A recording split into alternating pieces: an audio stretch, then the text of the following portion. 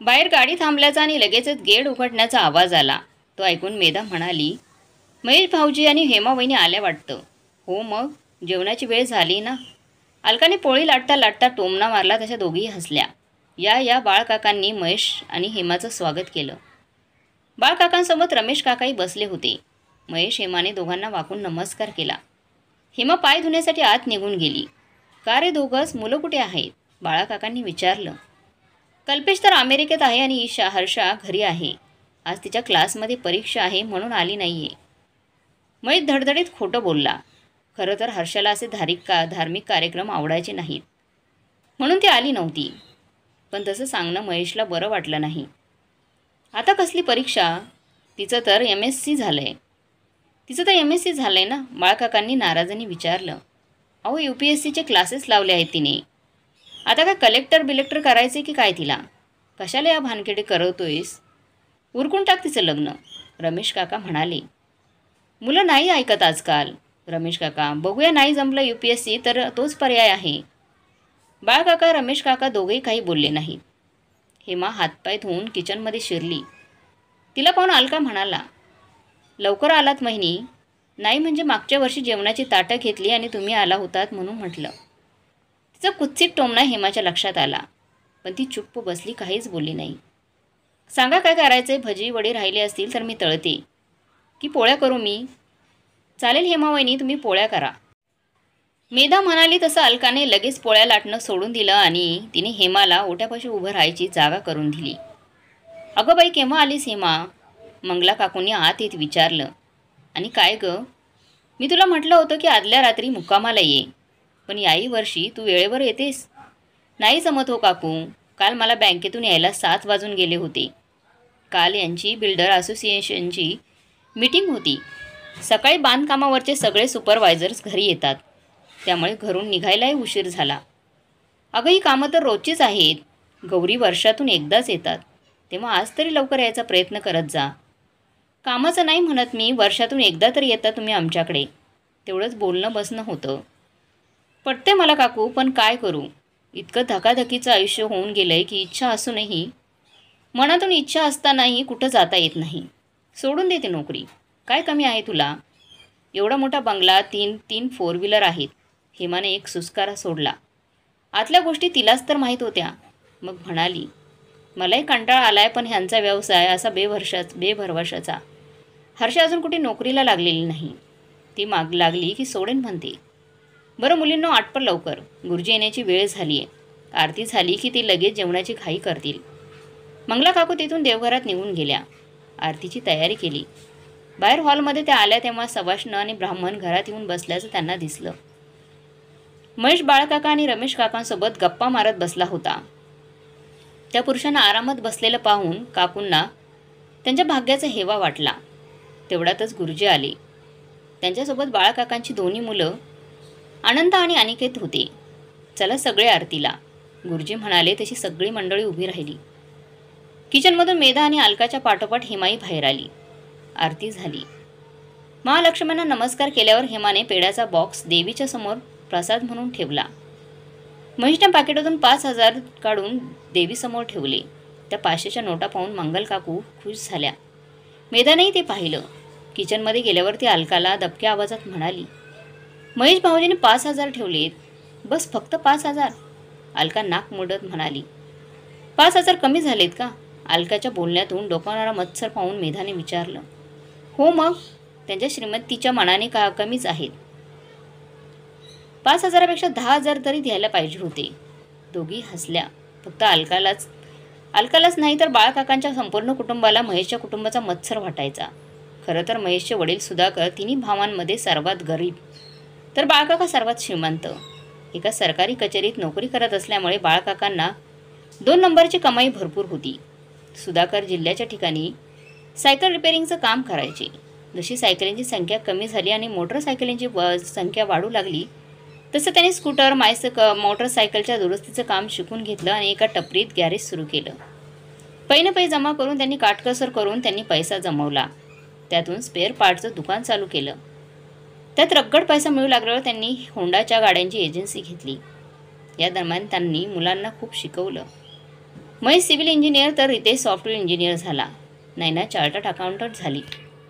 सुरुवातीला महेश एका कंपनीत नोकरी करायचा, पण वडील वारल्यानंतर त्याने नोकरी सोडून होंडाची एजन्सी सांभाळली.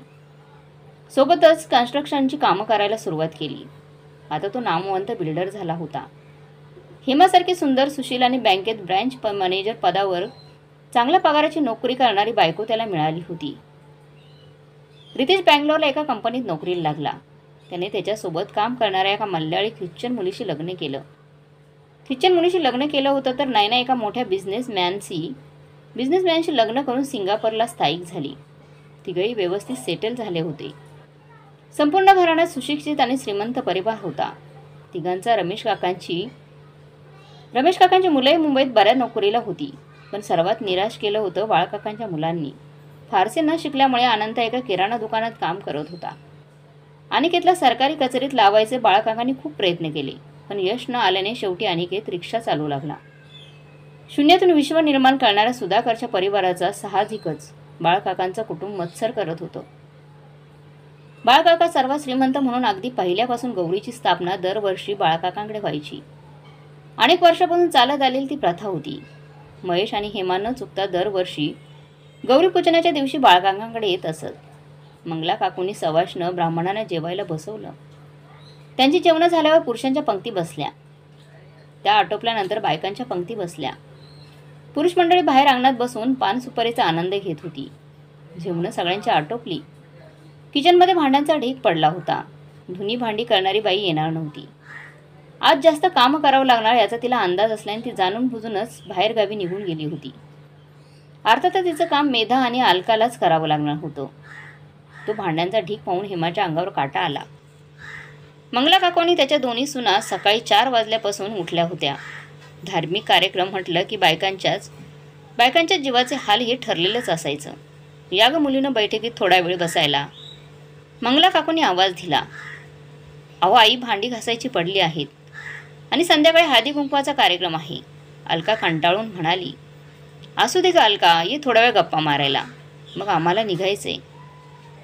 हिमा म्हणेल तशा मेधा अलका दोघी येऊन बसल्या. अरे महेश, मागच्या आठवड्यात तुझे फोटो पाहिले पेपरला. त्या अंधश्रद्धा निर्मूलन समितीचा कार्यक्रम होता वाटतं. तू काय अध्यक्ष आहेस का त्या समितीचा? बाळकाकांनी सुपारी तोंडात टाकून विचारलं. हो काका, महेश उत्तरला. का रे, मग या गौरी गणपतीच्या विरोधात असशील तू? गणपती बसवला नव्हता का तुम्ही? मंगला काकूंनी विचारलं. बसवलं होतं तर. आणि काकू, आम्ही काय श्रद्धेच्या विरोधात नाही आहोत. कर्मकांड आणि बोवाबाजीला आमचा विरोध असतो. माझंच बघा ना, मी रोज पूजा करतो. महेश म्हणाला. मग तुला कसं काय अध्यक्ष बनवलं त्यांनी? महेश हसला. अहो काका, तुमच्याकडे पैसा आणि शहरात नाव असलं की संस्था तुमच्या मागे पदं घेऊन फिरतात.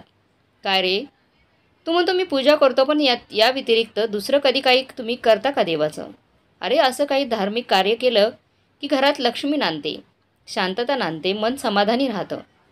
मंगला काकूंच्या दोन्ही सुना एकमेकांकडे पाहून सूचक हसल्या. एवढं तेवढ्या कारणांवरून सुनांशी भांडणारी सासू त्यांना आठवली. सुनबाई, कधी तीर्थक्षेत्री नेतो की नाही तुझा नवरा? रमेश काकांनी विचारलं. हेमाने काही उत्तर देण्याआधी मंगल काकू मध्येच मोठ्या अभिमानाने बोलल्या. बरं का हेमा, माझी तर बाई 4 धाम सकट जवळजवळ सगळी तीर्थक्षेत्र पाहून झाली. तिरुपतीला तर आम्ही दरवर्षी जातो. महेश, तू पण घेऊन जा रे बाबा हेमाला. महेश हसला आणि म्हणाला, अहो काकू, किती वेळा बघणार? सगळं पाहून झालं आहे आमचं. त्याच्यासोबतच 19 देशही बघून झालेत आमचे. 2 महिन्यापूर्वी कल्पेशने अमेरिकेत ॲडमिशन घेतली तेव्हा आम्ही गेलो होतो त्याच्याबरोबर. तिकडूनच बघ कॅनडालाही जाऊन आलो. मंगला काकू आणि रमेश काकांची बोलतीच बंद झाली होती. काकू, हे तुमचं म्हणणं खरं आहे. आमच्याकडे खरंच काही धार्मिक कार्य होत नाही, हेमा म्हणाली. महालक्ष्मी आमच्याकडे बसवायचं तुम्ही मागे म्हटलं होतात. माझी खूप इच्छा आहे, पण आमच्याकडे करणारं कोणी नाही आणि आम्हाला 3-4 दिवस सुट्ट्याही मिळत नाही. राहू द्या वहिनी, अशी आम्हाला कष्ट करायची आणि लोकांना खाऊ पिऊ घालण्याची भारी हौस आहे. अलकाने हा टोमणा सासूला मारल्याचा हेमाच्या लक्षात आलं. मोठ्या मुश्किलीने तिने हसू आवरलं. चहा घेऊन दोघं निघाले. बाहेर आल्यावर रस्त्यावर उभी असलेली महेशची चकचकीत आलिशान कार मंगला काकू आणि त्यांच्या दोन्ही सुनांनी बघितली. मंगला काकूंच्या अंगणात उभ्या असलेल्या आपल्या खटारा स्कूटरकडे नजर गेली आणि त्यांचा जळफळाट झाला. महेश आणि हेमाला निरोप देऊन त्या घरात आल्या आणि मेघाला म्हणाल्या, बघितलं ना हेमा, महेशला श्रीमंतीचा किती माज आलाय तो. मेधाने आश्चर्यचकित होऊन सासूकडे पाहिलं आणि म्हणाली, नाही हो आई, उलट ते दोघं किती साधे आहेत. हेमा वहिनी बँकेत मॅनेजर आहेत, पण आज 40 लोकांच्या पोळ्या लाटताना त्यांनी अजिबात कटकट केली नाही. त्यांनी व्यवस्थित त्या पोळ्या केल्या. महेश भाऊजींची यांच्याशी किती छान गप्पा मारत होते ते. आपल्या मुलाचं किती कौतुक केलं त्यांनी. तू गप ग, तुला काय समजते. मंगला काकू मेधावर ओरडल्या. मेधा अलकाकडे पाहून हसली. खरं तर अलकासुद्धा महेश हेमाबद्दल असूयाच वाटायची. ती दोघं आली की अलकावर त्यांचं मोठेपणाचं आणि श्रीमंतीचं एक दडपण यायचं आणि तिच्या तोंडून त्यांच्याबद्दल कायमच कडवट शब्द निघून जायचे. मंगला काकूंनी बाळकाकांकडे पाहिलं. तेही कसल्या तरी विचारात गडून गेले होते. नक्कीच दारिद्र्यातून श्रीमंत झालेला महेशचा विचार ते करत असावेत असं त्यांना वाटलं. संध्याकाळी गुरुजी दक्षिणे घेण्याकरता आले. मंगला काकू त्यांच्यासमोर बसून त्यांना म्हणाल्या, गुरुजी, तुम्हाला तर माहीतच आहे की आमच्याकडे वर्षभर धार्मिक कार्यक्रम सुरू असतात. सत्यनारायण, लघुरुद्र, महारुद्र, सप्तशती, नवचंडी, गणेश याग सगळं काही आम्ही करतो. आईवडिलांचं श्राद्धही नियमाने करतो. ब्राह्मणांना जेवू घालतो, दानधर्म करतो. तरीसुद्धा आमच्या घरात लक्ष्मी नांदत नाही. आणि आमचा पुतण्या महेश एक नंबरचा नास्तिक आहे. बायको म्हणते म्हणून फक्त पूजा करतो. बाकी कोणतेही धार्मिक कार्यक्रम कधी घरात करत नाही. आता तर काय ती कोणती अंधश्रद्धा निर्मूलन समिती आहे, तिचा तो अध्यक्ष आहे म्हणे. म्हणजे देवाच्या नावाने बोंबाबोंब. तरीसुद्धा पहा, दोन्ही हाताने आवरता येत नाही इतका पैसा येतो घरात त्यांच्या. आलिशान बंगला आहे, 3 गाड्या आहेत, मुलगा अमेरिकेत आहे. थोडक्यात लक्ष्मी प्रसन्न आहे त्यांच्यावर. मग आमच्याच बाबतीत असं का. गुरुजी विचारात पडले. बाळकाकांच्या तरुणपणापासून ते या घराचे पुरोहित होते. सगळ्यात गरीब असलेला सुधाकर त्यांनी श्रीमंत झालेला पाहिलं होतं. तसंच सर्वात श्रीमंत असलेला बाळ गरीब परिस्थितीत पोचल्याचं त्यांनी पाहिलं होतं. काळाचा महिमा एवढंच त्यांच्याकडे उत्तर होतं. खाऊन पिऊन तर सुखी आहात ना तुम्ही, कसंबसं त्यांनी उत्तर दिलं. हे माझ्या प्रश्नाचं उत्तर नाही आहे गुरुजी. अहो, मी स्वतः इतकी उपास करते. माझी मुलं सुनासुद्धा कोणतीही व्रतवाकल्य करायला मागे पुढे पाहत नाही. मग तो देव कुठे लपून बसलाय का आमच्याकडे तो पाहत नाही. मी इतका ज्ञानी नाही आहे. मला वाटतं घरात काहीतरी दोष असावा. एकदा तुमच्या सगळ्यांच्या पत्रिकाही बघितल्या पाहिजेत. अहो, त्याच घरात आम्ही श्रीमंत होतो आणि याच घरात गरीब झालो. वासुदोष तरी कसा मानावा. बरोबर, मला वाटतं हा प्रश्न तुम्ही तुमच्या गुरूंना विचारायला हवा. त्यांच्याकडे एकदा जाऊन या, तेच तुम्हाला योग्य मार्गदर्शन करतील. मंगला काकूंचं समाधान झालं नाही, पण आशेचा किरण कुठेतरी जागृत झाला होता. 15 दिवसांनी गुरुच आमच्याकडे येणार आहेत, बाळकाका म्हणाले. मग तर सोन्याहून पिवळं. बरं, मी निघू आता. दक्षिणे घेऊन ते निघून गेले. इकडे महेश आणि हेमा घरी पोहोचल्यावर हेमा महेशला म्हणाली, बघितलं ना किती छान वातावरण आहे मंगला काकूंकडं. दोघं भाऊ जावं किती मिळून मिसळून राहतात. गरीब आहेत पण समाधानी आहेत. घराला घर पण आहे. किती छान वाटतं अशा गोकुळात राहायला. नाहीतर आपलं घर, इनमीन 3 माणसं, पण तिघांच्या 3 तऱ्हा. कुणी कोणाशी बोलत नाही. तुमचा तो भाऊ ख्रिश्चन मुलीशी लग्न करून जणू स्वतःच ख्रिश्चन झालाय. भावा बहिणींचं, आपल्या सणावारांचं त्याला सोयरंसुतक नाही. ती बहीणही तशीच. सिंगापूरला राहते तर तिला भारतात आपला भाऊ राहतो याचा जणू विसरच पडलाय. त्यांना काय दोष द्यायचा. ती आपली मुलगी बघा, खोलीत जाऊन मोबाईलवर गेम खेळत बसली. काय आहे तिला सोयरंसुतक गौरी गणपतीचं, सणावाराचं. ती तरी काय करेल म्हणा. बापच अंधश्रद्धा निर्मूलन समितीत आहे म्हटल्यावर देव वगैरे तिला अंधश्रद्धाच वाटणार. अगं हेमा, मी काही नास्तिक माणूस नाही आहे. हो, नास्तिक नसला तरी अशी धार्मिक कार्य तुम्हाला कर्मकांडच वाटणार. आपण असं देवाचं काही करत नाही म्हणून तर सारखे काही ना काही प्रॉब्लेम सुरू असतात आपल्याकडे. एवढं मोठं अपार्टमेंट बांधून ठेवलं आहे 3 कोटींचं कर्ज करून. एक फ्लॅट अजून बुक झालेलं नाही आहे. गेल्या 3 महिन्यात एक 2 व्हीलर विकली गेली नाही आहे असं तुम्हीच मला परवा सांगितलं. स्टाफचा पगार देता आला नाही आहे तुम्हाला. मान्य आहे, मला धंद्यात चढउतार सुरूच असतात. पण गेले कित्येक वर्षात माझे प्रमोशन झालेलं नाही आहे. मुलगी अशी ना धड अभ्यास करते ना नोकरीला लागत. लग्नालाही तयार होत नाही आहे. मुलगा तर अमेरिकेत काय दिवे लावतो देव जाणे. सगळं कसं टेन्शन. होईल हेमा, सगळं व्यवस्थित, महेश तिला समजावत म्हणाला. माझी स्वामी समर्थांवर श्रद्धा आहे, पण आता मी स्वामी काहीतरी करतील याची वाट बघणार नाही आहे. मंगला काकूंचा कोणी ज्योतिष आहे त्याचा सल्ला घेऊन तो जे कार्य करायला लावेल ते करणार आहे. भले मग तुम्ही त्याला अंधश्रद्धा का म्हणालात. ठीक आहे, कर, तुला जे हवं ते झालं समाधान. तुम्ही ज्या दिवशी ही तुमची अंधश्रद्धा निर्मूलन समिती सोडाल ना त्याच दिवशी मला समाधान मिळेल, हेमा म्हणाली आणि रागारागाने आत निघून गेली. श्राद्ध पक्ष सुरू झाला तसे हेमाने महेशच्या विरोधाला न जमता महेशच्या आईवडिलांचं श्राद्ध गुरुजींना बोलावून करून घेतलं. दरवर्षी श्राद्धाची पूजा न करता महेश फक्त भिकाऱ्यांना जेवण द्यायचा. याउलट महेशच्या उत्कर्षामुळे जळफळाट झालेल्या मंगल काकूंनी यावेळी घरच्या घरी श्राद्ध उरकलं. गुरुजींना सुद्धा त्यांनी बोलवलं नाही. दरवर्षीप्रमाणे 5 ब्राह्मणांना जेवण देणंही त्यांनी टाळलं. नवरात्र सुरू झाली. मंगल काकूच नव्हे तर अख्ख्या घरादाराचे 9 दिवस उपवास होते. अष्टमीला नेहमीप्रमाणे पूजा झाली. पण नेहमी 20-25 जण जेवायला बोलवायची प्रथेला यावर्षी मंगल काकूंनी फाटा दिला. कबूल केल्याप्रमाणे त्यांचे गुरुजी नाना महाराजही आले. सकाळपासून त्यांच्या दर्शनासाठी भक्तांची रीघ लागली होती. दुपारी जरा निवांत वेळ झाल्यावर मंगला काकू महाराजांसमोर येऊन बसल्या. महाराजांना त्या नानाच म्हणायच्या. नाना, बऱ्याच दिवसापासून मन अस्वस्थ झालंय. तुम्हाला तर माहीतच आहे की आमच्या घरात वर्षभर देवाचे कार्यक्रम सुरू असतात. अनेक वर्ष झाली कधी खंड पडला नाही. अहो, एवढंच नाही तर काल सपळ शांती आणि नारायण नागबळीसुद्धा आम्ही करून घेतली. पण तुम्ही पाहताना आमचं कधीही प्रगती झाली नाही. अधोगतीच झाली म्हणा ना. देवांची आमच्यावर नाराजी का, ते मला जाणून घ्यायचे गुरुजी. कसं आहे काकू, जगातला प्रत्येक जण जन्मतःच स्वतःचं भविष्य घेऊन येत असतो. करोडपतीच्या घरात जन्मलेलं प्रत्येक मूल जन्मतःच करोडपती असतं, तर रस्त्यावरच्या भिकाऱ्याच्या पोटी जन्मलेलं मूल जन्मतःच भिकारी. पुढे आपल्या कर्मांनी किंवा जसं विधिलिखित आहे तसा फरक पडत जातो. पण फार क्वचित वेळा गरिबाचा एकदम श्रीमंत किंवा श्रीमंताचा गरीब होतो. तुमचे दिल सुधाकर यांच्या बाबतीत तसं घडलंय. त्यांची बुद्धिमत्ता, केलेले कष्ट आणि देवानं दिलेल्या संधीचं केलेलं सोनं यामुळे ते गरिबीतून वर आले. त्यांच्या मुलांनीही त्यांना उत्तम साथ दिली. देव अशा संधी सगळ्यांना देतो. तुम्हालाही दिले असतील, आठवा. मंगला काकूंना आठवलं.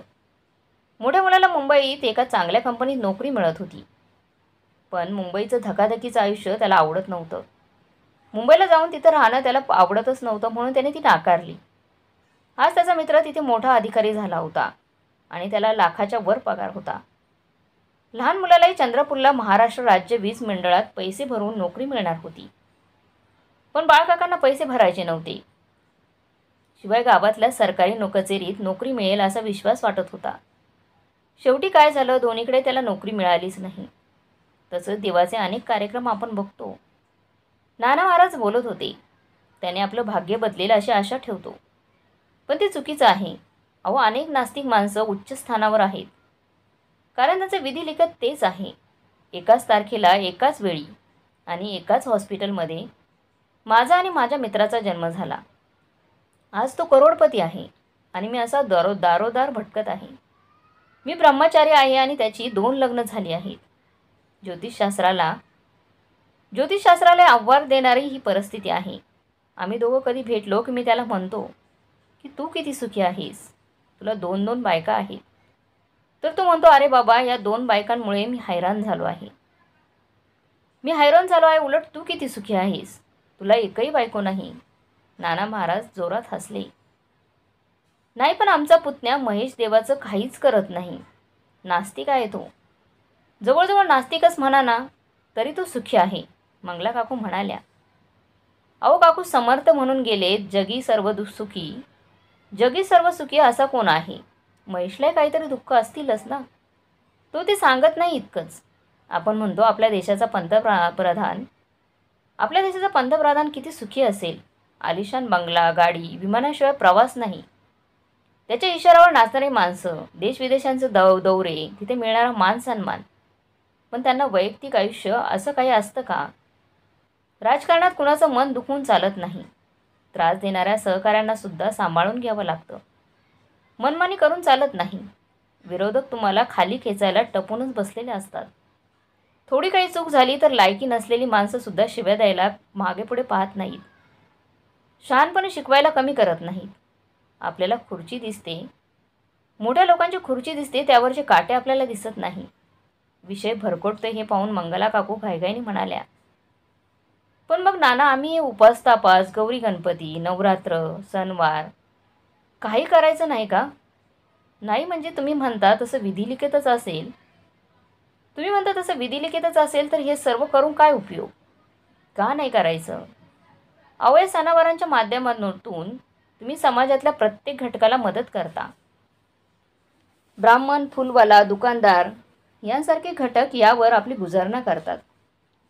करोडांची उलाढाल या सणांवरच होत असते. तेव्हा तुम्ही हे सणवार पाळून प्रत्यक्ष अप्रत्यक्षरित्या तुम्ही त्यांना मदत करण्याचं पुण्यच तर मिळवत आहात. मला वैयक्तिकरित्या काय फायदा होतो? नाना महाराज हसले.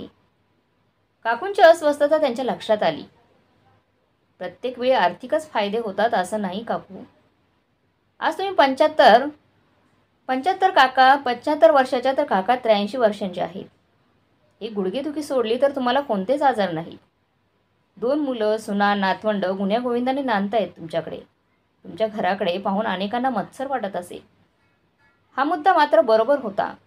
मंगला काकू फुलल्या. आम्हाला असा मंत्र द्या ना नाना, की आम्ही कायमचे असे सुखात राहू. आतली गोष्ट सांगू तुम्हाला काकू, मी स्वतःच सुखी नाही आहे. तर तुम्हाला असा मंत्र कुठून देऊ मी? बाळकाकांचं अख्खं कुटुंब नाना महाराजांकडे आश्चर्याने बघू लागलं. काय सांगताय नाना? प्रपंच नसताना तुम्ही सख्खी नसाल असं कधी होईल तरी का? मंगला काकूंनी आश्चर्याने विचारलं. अहो, माझ्या आईला नातवंडांची भारी हौस. आणि घरात मी एकुलता एक असूनही असा हा वैराग्याचा मार्ग स्वीकारलेला. ती माऊली दुःखी होणार नाही तर काय? आणि ती दुःखी असताना मी सुखी तरी कसा असेल? दुसऱ्या या भामट्या गुरूंनी आजकाल इतका उच्छांत मांडलाय की गुरु म्हणून किंवा गुरुजी म्हणून घ्यायची लाज वाटू लागली मला. हे भामटे गुरु गोड गोड बोलून काहीतरी फालतू चमत्कार दाखवून लोकांना आपल्या नादी लावतात. लोकांकडून मोठमोठ्या देणग्या उकळतात. पैसा आला हातात की आलिशान गाड्यांमध्ये फिरतात, मौज मजा करतात, मुलींवर बलात्कार करतात. अशा नालायक गुरूंमुळे आमची बदनामी होते. लोक मग आमच्याकडे संशयाने, तिरस्काराने पाहतात. अंधश्रद्धा निर्मूलन समितीसारख्या संस्था आमच्यावर टपून बसतात. जरा काही चुकलं, थोडं काही चुकलं, एखाद्या शिष्याने तक्रार केली की लागलाच आमच्या मागे पोलिसांचा ससेमेरा. फार अस्वस्थ वाटते त्यामुळे. चैन नाही जीवाला आमच्या. क्षणभर शांतता पसरली. नाना महाराजांना काय बोलावं सुचेना. गुरूंवर ओढवलेल्या या समस्येवर काय तोडगा सुचवावा या विचारात सगळे गळून गेले. 2च दिवसांनी हेमाचा काकूंना फोन आला. काकू, तुमच्याकडे जे ज्योतिषी आहेत चांगलं सांगतात ना ते भविष्य? हो, तर अगदी तंतोतंत सांगतात. अगं या अलकाच्या बहिणीचं लग्न जुळत नव्हतं. त्यांना विचारल्यावर त्यांनी उपाय सुचवले आणि लग्नाची तारीख सांगितली. बरोबर त्याच तारखेला लग्न झालं बघ. शिवाय त्यांनी जसा मुलगा सांगितला होता अगदी तसाच मिळालाय बघ. का गं, काय झालं? कुणाची पत्रिका दाखवायची होती? अहो, आमच्याच पत्रिका दाखवायच्या होत्या त्यांना. आता तुम्हाला कसले गं प्रॉब्लेम? सगळं चांगलं तर आहे तुमचं. नाही हो काकू, दिसतं तसं नसतं. बघा ना आमची हर्षा सध्या घरीच आहे. ना धड अभ्यास करत ना नोकरी करत. बोललं की इतका राग येतो की आठवडा आमच्याशी नीट बोलतही नाही. गप्प बसून घेते. गेल्या कित्येक वर्षात माझं प्रमोशन झालेलं नाही. आणि कटकटी तर इतक्या वाढल्या आहेत की असं वाटतं सोडून द्यावी ती नोकरी. आणि सगळ्यात मोठा प्रॉब्लेम तर ह्यांचा आहे. सध्या 2 व्हीलरची एजन्सी तोट्यात सुरू आहे आमची. आणि यांनी कर्ज काढून एक अपार्टमेंट बांधून ठेवले. त्यातला एक सुद्धा फ्लॅट विकला गेलेला नाही आहे. डोक्यावर 3 कोटींचं कर्ज होऊन बसले. काय 3 कोटी? अरे बापरे! आकडा ऐकूनच काकूंची छाती दडपली गेली. जर ते फ्लॅट विकले गेले नाही तर जप्ती येणार आहे आमच्यावर. परवाच बँकेची नोटीस आली आहे. ती नोटीस पाहून यांचा BP हाय होऊन गेला होता. डॉक्टरांकडे जाऊन ट्रीटमेंट घ्यावी लागली आम्हाला. तुम्ही देवाचं काही करत नाही ना, मग येणारच अशी संकट. महेशला म्हणावं, सोड ती अंधश्रद्धा निर्मूलन समिती आणि काहीतरी देवाचं करत म्हणावं. मलाही पटते म्हणणं काय तुमचं काकू. म्हणून तर त्या ज्योतिषाकडे यावं म्हणतीये. ह्यांचा विश्वास नाही त्याच्यावर. पण मी येईन तुमच्याकडे. अगं पण सध्या ते ज्योतिषी नैमिषारण्यात गेलेत. ते आले की मी कळवते तुला. काकूंनी फोन ठेवला. पण आनंदाने त्यांना वेड लागायची पाळी आली होती. त्यांनी आपल्या सुनांना जोरजोराने हाका मारल्या. अगं अलका, मेधा, लवकर बाहेर या. एक आनंदाची बातमी आहे. दोघी धावतच बाहेर आल्या. काय झालं आई? काय एवढ्या जोरात हाका मारताय? सासूबाईंचं ऐकून त्या म्हणाल्या. अगं खूप आनंदाची बातमी आहे. महेश्वर म्हणे 3 कोटीचं कर्ज आहे आणि बँकेने अपार्टमेंट जप्तीची नोटीस बजावली आहे. देवाचं काही करत नाहीत ना. बघा, भोगा आता आपल्या कर्माची फळं. 3 कोटींचा आकडा ऐकून दोन्ही सुनांचे डोळे विस्फारले. एवढे पैसे त्यांनी कधी पाहिले नव्हते. मंगला काकू बाळकाकांच्या बेडरूममध्ये गेल्या. ते झोपलेले होते. त्यांनी गदगदा हलवून उठवलं. अहो उठा, एक आनंदाची बातमी आहे. काय झालं? का झोपू देत नाहीयेस? अहो महेश्वर 3 कोटींचं कर्ज आहे आणि बँक त्याच्यावर जप्ती आणतीये. अगं मग यात आनंदाची बातमी कुठं आली? अहो महेश आपला पुतण्या आहे, शत्रू नाही. अहो कधी देवाचं नाही केलं मग असं होणारच होतं ना. बघा तुम्ही एक दिवस महेश रस्त्यावर आल्याशिवाय राहणार नाही. अहो कशाला शिवाय शाप देताय?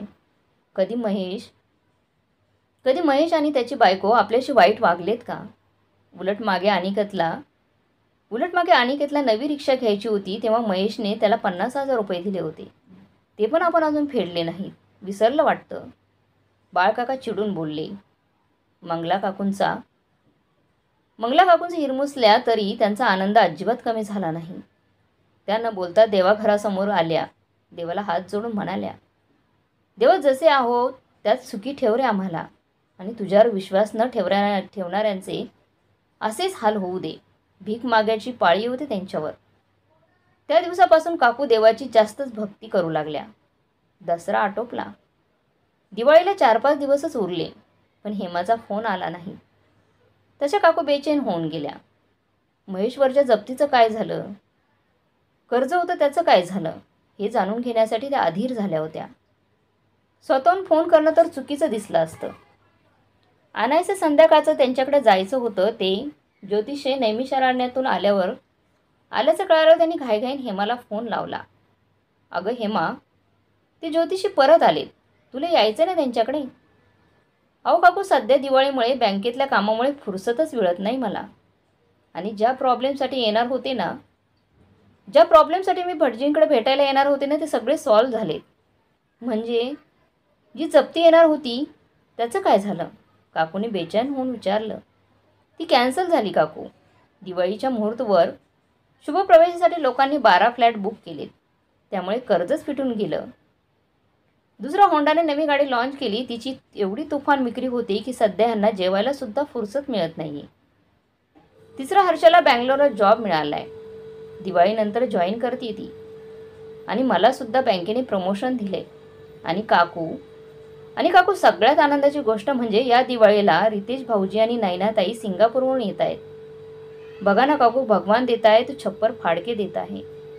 हेमा बरंच काही सांगत होती पण काकूंना ते ऐकूच येत नव्हतं. त्यांचा चेहरा काळा ठिक्कर पडला. महेशला रस्त्यावर आणण्याची त्यांची स्वप्न भंग पावली होती. थरथरत्या हाताने त्यांनी फोन ठेवून दिला. अलका जवळच उभी होती. तिच्या लक्षात आलं. तिने काकूंना विचारलं, काय झालं आई? कुणाचा फोन होता? तुम्ही असे थरथरताय. आपलं मेलं नशीबच वाईट. आजपासून देवाचे सगळे कार्यक्रम बंद. संतापून त्या बोलल्या, चिडून बोलल्या आणि आतमध्ये निघून गेल्या. अलकाने फोन रिडायल केला. तो हेमाला लागला.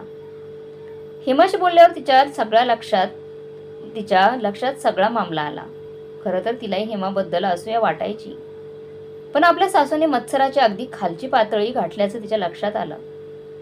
चुकीचं वागत असलेलं लक्षात आलं. त्या दिवसानंतर मोठ्या गाजावाजाने होणारे धार्मिक कार्यक्रम बंद झाले. नेहमी या कार्यक्रमाने गजबजणारं घर शांत होऊन गेलं. मंगला काकूंना करमेनचं झालं. पण बाकी सगळ्यांना ही शांतता आवडली होती. विशेष करून अलका आणि मेधाला. या कार्यक्रमामुळे सगळ्यात जास्त कष्ट त्यांनाच पुरायचे. त्यातून काकूंना सगळ्या गोष्टी काटेकोर लागायच्या. थोडंही उजवडावं खपायचं नाही.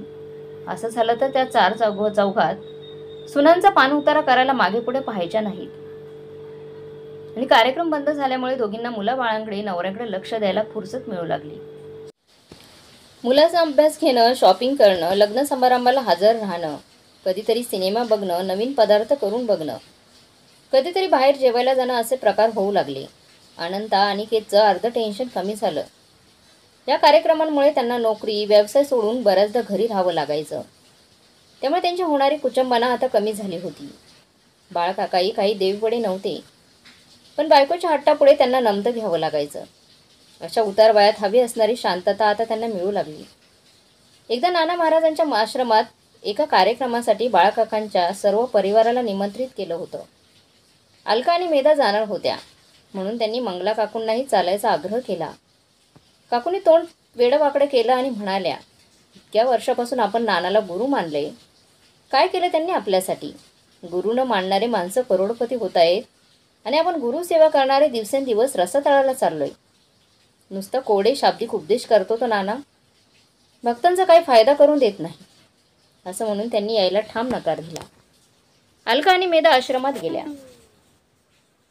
कार्यक्रम आटोपल्यावर महाराजांना नमस्कार करताना त्यांनी विचारलं काकू आल्या नाहीत? मेधाने झालेल्या सर्व घटना त्यांना सांगितल्या. महाराज हसून म्हणाले, माणसाच्या मनात श्रद्धा, अंधश्रद्धा, राग, लोभ, मत्सराचे खेळ असे सतत सुरू असतात. मंगला काकूंच्या मनात ते तीव्रतेने सुरू असतात एवढंच. चांगलं काही घडलं की देवाबद्दलची श्रद्धा वाढते आणि वाईट घडलं की ती डळमळीत व्हायला लागते. याचं कारण म्हणजे माणूस देवावरच्या प्रेमापोटी नाही तर स्वतःच्या स्वार्थासाठी देवाची पूजा किंवा तत्सम धार्मिक विधी करत असतो. आता राहिल्याविषयी गुरुबाबांच्या अपेक्षांचा तर मी सांगेन की आम्ही तुमच्यासारखीच माणसं आहोत. उपासनेने काम, क्रोध, मत्सर, मोह, माया यांच्यासारख्या शत्रूंवर मात करून आम्ही वैरागाच्या कठीण मार्ग अवलंबलेला असतो. म्हणून हे गुरुत्व तुम्ही आम्हाला भाल करता. आम्ही काही देव किंवा जादूगार नाही, तुमचं आयुष्य एका फटक्यात बदलून टाकायला. तुमच्यासारखेच आजार आम्हालाही होतात. तुमच्यासारखंच आम्हालाही एक दिवस हे जग सोडावं लागतं. श्रद्धेची, धर्माची कास धरून तुम्ही राग, लोभ, मत्सरावर विजय मिळवावा. संकट समय आमच्या गुरुमंत्राने तुम्हाला संकटाशी 2 हात करण्याचं सामर्थ्य मिळावं आणि तुमचं आयुष्य सुखाने व्यतीत करावं यासाठीच आमचे प्रयत्न असतात. दुःखाची गोष्ट ही की ज्ञानेश्वर, नामदेव, तुकाराम यांसारखे महान संतांपासून आपल्याला माणसाला समजावण्याचे प्रयत्न सुरू आहेत. पण अजूनही माणसाच्या मनातले हे खेळ थांबण्यात एक मर्यादा पलीकडे कुणालाच यश मिळालेलं नाही. आता तर सगळी दुनियाच मोहमायी झाली आहे. काकू नक्कीच बदलतील, कारण खेळाचं पारडं झुकायला वेळ लागत नाही. अलका आणि मेधाला मात्र काकूंनी बदलूच नाही असं वाटत होतं. सध्या तरी त्या खूप सुखात होत्या. एके रात्री 12 वाजता काकांच्या छातीत धडधडू लागलं. जीव घाबरू होऊ लागला तसं काकूंनी त्यांना उठवलं. 5च मिनिटात काकूंनी संपूर्ण घराला जागं केलं. छाती चोळ, लिंबू पाणी दे या उपायाने काही फरक पडत नाहीये हे पाहिल्यावर अनिकेतने काकांना रिक्षात बसवलं आणि त्यांना डॉक्टरकडे घेऊन गेले. डॉक्टरांनी त्यांना तपासलं आणि गंभीर चेहरा करून त्यांना हार्ट अटॅक येण्याची शक्यता आहे, ताबडतोब शहरातल्या मोठ्या हॉस्पिटलमध्ये ॲडमिट करा असं सांगितलं. ते ऐकून अनिकेत रडायला लागला. डॉक्टरकडून हॉस्पिटलचं नाव घेऊन त्याने लगेच बाहेरगावी गेलेल्या अनंतला फोन लावला. त्याला ताबडतोब यायला सांगितलं. दुसरा फोन त्याने महेशला लावला. महेशने ऐकून सर्व परिस्थिती समजून घेतली आणि त्याला धीर दिला. काकाने घेऊन ये, मी सगळी व्यवस्था करतो असं आश्वासन दिलं. अनिकेतने ॲम्ब्युलन्सवाल्याला फोन करून बोलावून घेतलं. त्याला यायला उशीर होता म्हणून तो काकाने घेऊन घरी गेला. घरी सर्व परिस्थिती सांगताच रडारड सुरू झाली. तेवढ्यात ॲम्ब्युलन्स आली. अनिकेतने काकांना त्यात झोपवलं. तो आणि मेधा आत बसल्यावर काकू धावत आल्या आणि अनिकेत नाही म्हणत असताना देखील ॲम्ब्युलन्समध्ये जाऊन बसल्या. रस्त्याने जाता जाता मनातल्या मनात त्यांचा गुरुमंत्राचा जप आणि घर कोष्टोद्धरण स्तोत्र म्हणणं सुरूच होतं. अर्ध्या रस्त्यात महेशचा फोन आला. सगळी व्यवस्था झाल्याचं त्याने सांगितलं, पण त्याने ज्या हॉस्पिटलचं नाव सांगितलं ते ऐकून अनिकेतचा चेहरा पडला. अत्याधुनिक असलं तरी महागडं हॉस्पिटल होतं ते. मेधा त्यांचं बोलणं ऐकत होतीच. ती त्याच्या कानात पुटपुटली, अनंता, भाऊजींना फोन करा आणि पैसे घेऊन यायला सांगा. आपणच काही ठेका घेतला नाही आहे पैसे खर्च करण्याचा. काकूंचं त्यांच्याकडे लक्ष गेलं म्हणून अनिकेत चूप बसला. ॲम्ब्युलन्स हॉस्पिटलच्या आवारात शिरली. महेश आणि हेमा त्यांची वाट पाहत होते. महेशने झटपट हालचाली करत काकांना ICUमध्ये ॲडमिट केलं. बाहेर सगळे चिंतातूर अवस्थेत बसले असतानाच हॉस्पिटलचा स्टाफचा माणूस आला. अनिकेतला रिसेप्शनवर ताबडतोब बोलवल्याचा निरोप त्याने दिला. घाबरून अनिकेत रिसेप्शनवर आला. रिसेप्शनिस्टने त्याला 10,000 जमा करायला सांगितले. अनिकेतच्या घशाला कोरड पडली. 5,000 नाही चालणार का? त्याने विचारलं. चालेल, मात्र उरलेले 5,000 उद्या सकाळी जमा करा. अनिकेत खिशातून पैसे काढणार होता तेवढ्याच महेशने पुढे येऊन त्याला थांबवलं. क्रेडिट कार्ड स्वाईप करून त्याने 10,000 भरले देखील. 2 तासांनी डॉक्टर ICUतून बाहेर आले. महेशने तब्येतीचं विचारल्यावर ते म्हणाले, सध्या ते झोपले. त्यांचा जीव घाबरणंही कमी झाले, पण वय बरंच असल्यामुळे अजूनही काही सांगता येत नाही. त्यांना केव्हाही अटॅक येऊ शकतो. दुपारपर्यंत त्यांना बरं वाटलं तर आपण एन्जिओग्राफीचा निर्णय घेऊ. सगळ्यांना हायसं वाटलं. महेशने मग ड्रायव्हरला बोलावून मंगल काकू, मेधा आणि हेमाला घरी पाठवून दिलं. तो स्वतः अनिकेतसोबत हॉस्पिटलमध्येच थांबला. सकाळी अनंत आणि अलका हॉस्पिटलमध्ये पुन्हा पोहोचले. मंगला काकू आधीच येऊन बसल्या होत्या. अजूनही त्यांचा देवाचा धावा सुरूच होता. हातात जपमाळ घेऊन त्या कुठलासा जप करत होत्या. देवाची उपासना मध्येच करून सोडून दिल्याचा त्यांना पश्चाताप होत होता. काकांना देवाने सुरक्षित घरी आणलं तर गुरुचरित्राच्या पारायणाचा त्यांनी संकल्प सोडला होता. अनंतला पाहून अनिकेत पुढे आला. त्याला कोपऱ्यात नेऊन त्याने विचारलं, दादू तू पैसे आणलेत ना? हो, 10,000 आणलेत. अरे 10,000नी काय होणार आहे? हे हॉस्पिटल किती महागडं आहे माहिती ना तुला? अजून एन्जिओग्राफी व्हायची आहे. 50,000पर्यंत बिल जाईल बहुतेक. अरे तुला जर अंदाज होता तर तू घरून येताना सोबत 20-40,000 ठेवायचे होतेत ना जवळ. अनंताकडे पैसे आहेत पण तो नखरे करतोय हे अनिकेतच्या लक्षात आलं. माझ्यासारख्या रिक्षावाल्याकडे कुठून येणार एवढे पैसे? मला वाटतं तूच तुझ्या शेठला मागून बघावं. तुझ्या शेठकडे मागून बघावं. त्यांची माणसं येत राहतात इकडे, घेऊन येतील सोबत. अनिकेतने जबाबदारी झटकल्याचं पाहिल्यावर अनंता संतपला. पण भांडणं करण्यासाठी ही जागा योग्य नाही हे त्यांच्या लक्षात आलं. म्हणून तो म्हणाले, मी काय म्हणतो, आपण महेश दादाकडून घेऊया. कोणत्या तडाने त्याला त्याच्याकडे मागणार? मी त्याच्याकडे रिक्षासाठी घेतलेले 50,000 अजून फेडलेले नाही. मला वाटतं तू सुद्धा त्याच्याकडून 30,000 घेतले होते तुझ्या मेवणीला देण्यासाठी. हो, आणि मी सुद्धा ते परत केलेले नाहीत. पण काय बिघडतं? महेश दादाला पैशांची कसली कमतरता आहे? करोडांचे व्यवहार करणारा माणूस. त्याला 5-50,000नी काय फरक पडणार आहे? ते ठीक आहे रे, पण त्याने द्यायला नाही म्हटलं तर? वडील आपले आहेत. आपल्याला कुठून ना कुठून तरी व्यवस्था करावीच लागणार ना. अनंताला ते पटलं. तो म्हणाला, आपण आईलाच विचारूया. बाबांचं पेन्शनचे तिच्याकडे तर असतं सगळं. दोघे आईकडे जाऊन म्हणाले, आई पैशांचं काय करायचं आहे? 50,000पर्यंत बिल निघेल. तू आणलेत का नाही? नाही म्हणजे बाबांचं पेन्शन तुझ्याकडेच असतं म्हणून विचारलं. ते ऐकून मंगला काकू संतापल्या. अरे आज तुमचा बाप 83 वर्षांचा आहे. आजपर्यंत तुमच्या बापाकरता तुम्ही 1 रुपया देखील खर्च केला नाही. उलट तुमच्या मुलांची हौस मौज त्याच्या पैशातूनच होते. आज आयुष्यात कधी नव्हे तर त्यांच्यावर खर्च करायची वेळ आली तर तुम्ही त्यांच्या पेन्शनवर डोळा ठेवता. तुम्ही तुमच्या बापाच्या घरात फुकट राहता हे विसरलात वाटतं. जा कुठेही भीक मागा, कर्ज काढा, नाहीतर तुमच्याकडून कर्ज कुठं भेटते का ते बघा. नाहीतर तुमच्या बायकोचे दागिने मोडा, पण पैसे घेऊन या. आईचा संताप पाहून दोघे चपापले. तेवढ्यात महेश ICUमधून हसऱ्या चेहऱ्याने बाहेर आला. काकांना बरं वाटत असून ते उठून बसल्याचं त्याने सांगितलं. डॉक्टर दुपारनंतर एन्जिओग्राफी करणार असल्याचंही तो बोलला. सगळ्यांचे चेहरे खुलले. पण अनंत अनिकेतची मनं पैसे देण्याच्या काळजीने उदास झाली. दुपारी एन्जिओग्राफी झाली. संध्याकाळी रिपोर्ट आला की बाळाकाकांचं हृदय ठणठणीचं असून एन्जिओप्लास्टीची काहीच गरज नाही आहे. छाती दुखण्याचं कारण बहुतेक मस्क्युलर पेन्स असावं. काकूंचा चेहरा उजळला. त्यांनी केलेली देवाची प्रार्थना, गुरुमंत्राचा जप यामुळेच काका ठणठणीत बरे झाले. शिवाय त्यांचे रिपोर्टही नॉर्मल आले. त्याबद्दल त्यांच्या मनात शंका उरली नाही. हॉस्पिटलमधल्या गणपतीच्या मूर्तीला त्यांनी मनोभावे नमस्कार केला. दुसऱ्या दिवशी सकाळी काकांना डिस्चार्ज देण्यात आला. हॉस्पिटलचं 55,000चं बिल महेशनेच भरलं. ते भरत असताना अनंत अनिकेतने एक शब्दानेही त्याला अडवलं नाही. दोघांच्या बायकांनी त्याला पैसे न काढण्याची सक्त ताकीद दिली होती जणू. काकून हे सगळं बघितलं. दोन्ही मुलांचा आणि सुनांचा त्यांना संताप आला, राग आला. मात्र महेशचे पैसे कसे फेडावे याची काळजी त्यांना लागून राहिली. सगळ्यांना घरी येऊन गेल्यावर हेमा काकूंना म्हणाली, काकू मला आता 3 दिवस सुट्टी आहे. हर्षाई दुपारपर्यंत आणायचे पोचतोय. बडीशी संधी बऱ्याच दिवसांनी चालून आली. तर आता तुम्ही सर्वजण 3 दिवस आमच्याकडेच राहा. हो काकू, खूप बरं वाटेल आम्हाला. बऱ्याच वर्षात तुमचं येणं झालं नाही आहे. महेश म्हणाला. काकू नाही म्हणणार तोच मेधा म्हणाली. हो आई, राहूया आपण. मला आणि अलकाताईंना खूप वर्षांची इच्छा आहे महेश भाऊजींकडे राहायची. किती छान वाटतं एवढ्या मोठ्या बंगल्यात राहायला. हेमा मनात हसली. तिचा या बंगल्यात जीव घाबरायचा. हा बंगला विकून एक छोटा फ्लॅट घेण्यासाठी ती बऱ्याच दिवसापासून महेशच्या मागे लागली होती. 3 दिवस सगळ्यांनी खूप धूम केली. खाणं पिणं, मॉल्समध्ये फिरणं, खरेदी करणं, सिनेमा बघणं. या 3 दिवस कसे गेले तेच कळलंच नाही. काकांच्या आजारपणासाठी आपण जमलो होतो याचा सगळ्यांना विसर पडला. हेमा महेशनी काका काकूंची छान बडदास्त ठेवल्यामुळे दोघंही खुश होते. निघायची वेळ आली. हेमा महेशने लहान मुलांसकट सर्वांनाच चांगले छान कपडे घेतले. मिळालेल्या भारी साड्या पाहून मेधा, अलका तर हरखूनच गेल्या.